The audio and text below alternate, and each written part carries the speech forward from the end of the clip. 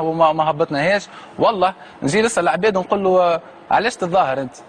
من بعد في القصبه الاولى علاش تتظاهر؟ يقول لك انا ضد الحكومه. لا راك سامحني انا ما قصدتش عليك. خليني سامحني انا قبل احترمتك تكلمت. خليني نكمل نجاوب. ما تدخليش احترام. خليني نكمل نجاوب. مش نحكيو احترام. معناتها خليك تتكلم انت قاعد تعمل في لعبه انا بدي صعيب عليا.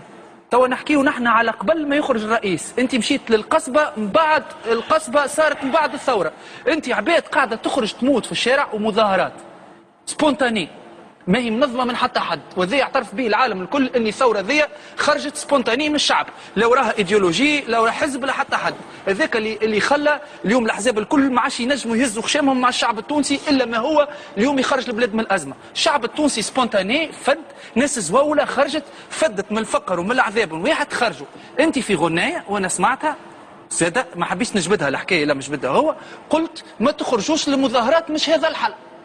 تونديسك التاريخ بيدو وراك اللي الحل هو كالمظاهرات اللي خرجوا. نجم نجاوب دونك هذيا جاوب عليها كهو ما تقوليش خاطر كي تقول لي خرجت في القصبه بسيكوام سامحني راهو صاحبي نكلم فيك كاخويا. كي تقول لي انا خرجت في القصبه اش مدخل القصبه في المظاهرات اللي صارت قبل ما يخرج الرئيس؟ ناس ماتت بالكرتوش وخرجت وخذت ريسك وثبت وخرجت له ديريكتمون قالت له ديكاش.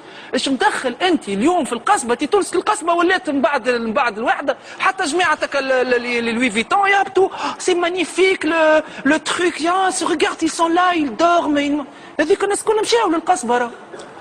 انت ريت علاش حبيت نقص عليك خاطر الكلام اللي تحكي فيه بعدنا على الكلمه اللي نحب نقولها بريسي. انت وقت اللي تونس كل خاذت وخرجت سي غوبيلي